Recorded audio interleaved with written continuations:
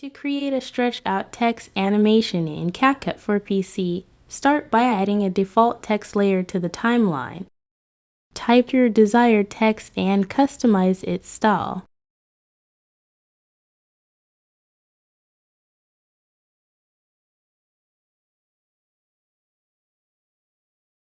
Right-click the text and create a compound clip.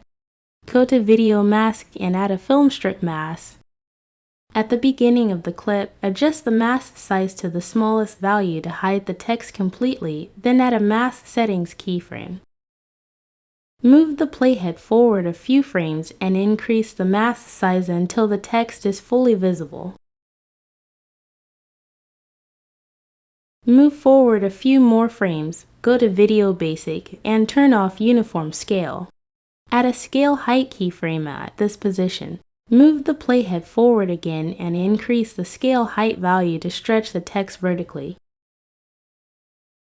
Finally, go to the Animation tab and apply both a fade in and a fade out animation to complete the effect.